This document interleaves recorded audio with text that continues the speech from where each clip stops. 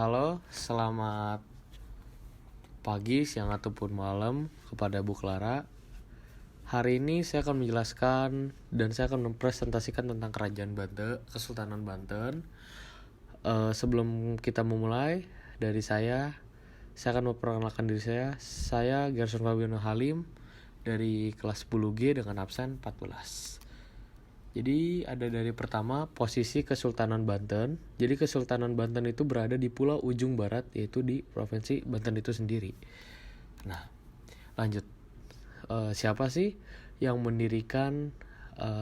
Bagaimana juga Kesultanan Banten ini bisa berdiri? Jadi Kesultanan Banten itu didirikan oleh Syarif Hidayatullah atau dikenal dengan nama Sunan Gunung Jati pada 1525 Masehi.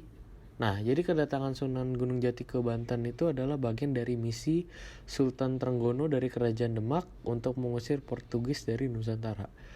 Setelah berhasil menguasai Banten, Sunan Gunung Jati segera mengambil alih pemerintahan, tetapi tidak mengangkat dirinya sebagai raja. Setelah itu, pada 1552 Masehi, Sunan Gunung Jati kembali ke Cirebon dan menyerahkan Banten kepada putra keduanya, yaitu Sultan Maulana Hasanuddin. Dan sejak saat itu, Sultan Maulana Hasanuddin ini resmi diangkat menjadi sebagai raja pertama dari Kerajaan Banten. Oke, kita lanjut. Dan di sini ada kehidupan politik Kesultanan Banten. Jadi kehidupan politiknya itu, Sultan pertama Kerajaan Banten ini adalah Sultan Hasanuddin yang memerintah tahun 1522 sampai 1570, dan dia bernama Putra Fathaillah, seorang panglima tentara Demak yang pernah ditutus oleh Sultan Trenggana menguasai bandar-bandar di Jawa Barat. Pada waktu itu, Kerajaan Demak berkuasa. Daerah Banten merupakan bagian dari Kerajaan Demak. Namun setelah Kerajaan Demak mengalami kemunduran, Banten akhirnya melepaskan diri dari pengaruh kekuasaan Demak. Jatuhnya Malaka ke tangan Portugis di tahun 1511 membuat para pedagang Muslim memindahkan jalur pelayarannya melalui Selat Sunda. Pada masa pemerintahan Sultan Hasanuddin, Kerajaan Banten berkembang menjadi pusat perdagangan, dan Hasanuddin memperluas kekuatan Banten ke daerah penghasil lada, Lampung di Sumatera Selatan yang sudah sejak lama mempunyai hubungan dengan Jawa Barat. Dengan demikian, ia telah meletakkan dasar-dasar bagi kemakmuran Banten sebagai pelabuhan lada. Pada tahun 1570, Sultan Hasanuddin akhirnya wafat. Penguasa Banten selanjutnya adalah Maulana Yusuf yang menjabat dari 1570 sampai 1580. Dia tuh bernama Putra Hasanuddin. Di bawah kekuasaannya, Kerajaan Banten pada tahun 1579 berhasil menaklukkan dan menguasai Kerajaan Pajajaran dan dia tuh beragama Hindu. Akibatnya pendukung setia Pajajaran menyingkir ke pedalaman, yaitu daerah Banten Selatan. Mereka dikenal dengan suku Baduy. Setelah Pajajaran ditaklukkan, konon kalangan elit Sunda memeluk agama Islam. Dan setelah itu Maulana Yusuf digantikan oleh Maulana Muhammad dari 1580 sampai 1596. Pada akhir kekuasaannya, Maulana Muhammad menyerang Kesultanan Palembang. Dalam usaha menaklukkan Palembang, Maulana Muhammad tewas dan selanjutnya putra mahkotanya yang bernama Pangeran Ratu naik takhta. Ia bergelar Sultan Abul Mufakir Mahmud Abdul Qadir. Kerajaan Banten mencapai puncak kejayaan pada masa putra Pangeran Ratu yang bernama Sultan Ageng Tirtayasa yang menjabat dari 1651 sampai 1682. Ia sangat menentang kekuasaan Belanda. Usaha untuk mengalahkan orang-orang Belanda yang telah membentuk VOC serta menguasai pelabuhan Jayakarta yang dilakukan oleh Sultan Ageng Tirtayasa mengalami kegagalan. Setelah pemerintah Sultan Ageng Tirtayasa, Banten mulai dikuasai oleh Belanda di bawah pemerintahan Sultan Haji. Kita lanjut. Dan di sini ada kehidupan ekonomi Kesultanan Banten. Jadi kehidupan ekonominya itu adalah bahwa Sultan Ageng Tirtayasa itu berkembang menjadi bandar perdagangan dan pusat penyebaran agama Islam. Adapun faktor-faktornya itu yang pertama ada letaknya strategis dalam lalu lintas perdagangan, yang kedua ada jatuhnya Malaka ke tangan Portugis sehingga para pedagang Islam itu nggak lagi singgah di Malaka namun langsung menuju kepada Banten, dan ketiga ada Banten mempunyai bahan ekspor penting yaitu lada. Terus juga Banten yang menjadi maju banyak dikunjungi pedagang-pedagang dari Arab, Gujarat, Persia, Turki, Cina dan sebagainya. Di kota dagang Banten segera terbentuk perkampungan-perkampungan menurut asal bangsa itu. Seperti orang-orang Arab mendirikan kampung Pakojan, orang Cina mendirikan kampung Pacinan, dan serta orang-orang Indonesia mendirikan kampung Banda, kampung Jawa, dan sebagainya. Oke, kita lanjut. Dan ini adalah kehidupan sosial budaya Kesultanan Banten. Kehidupan sosial budayanya tuh, jadi sejak Banten diselamkan oleh Fathahilah atau mungkin juga disebutnya dengan Valetehan tahun 1527, kehidupan sosial masyarakat secara berangsur-angsur mulai berlandaskan ajaran-ajaran Islam. Setelah Banten berhasil mengalahkan Pajajaran, pengaruh Islam makin kuat di daerah pedalaman. Pendukung kerajaan Pajajaran menyingkir ke pedalaman, yakni ke daerah Banten Selatan. Mereka dikenal sebagai suku Baduy. Kepercayaan mereka disebut Pasundan Kawitan, yang artinya Pasundan yang pertama. Mereka mempertahankan tradisi-tradisi lama dan menolak pengaruh Islam.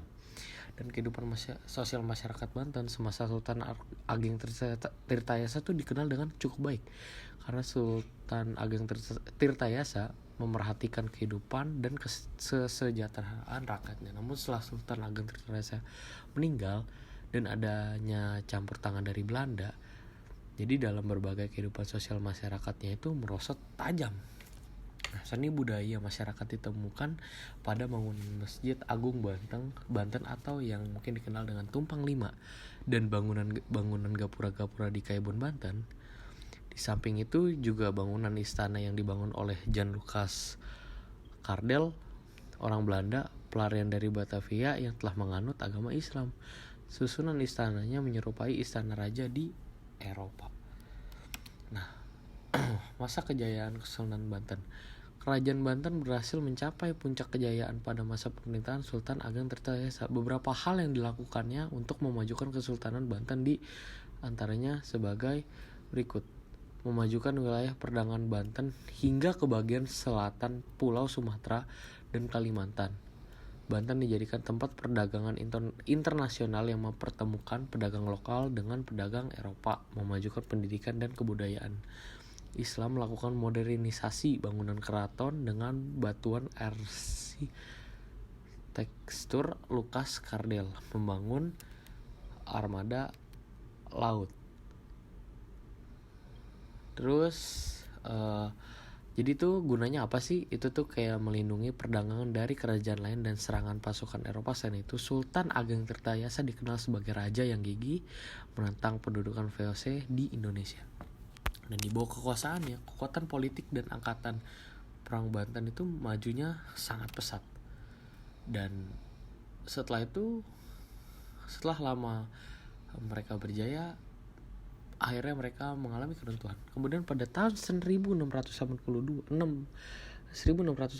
terjadilah perang antara ayah dan anak tersebut. Namun sayang sekali seberapa pun besar pasukan yang disiapkan oleh Sultan Ageng Tirtayasa ternyata tidak dapat mengalahkan tentara Belanda.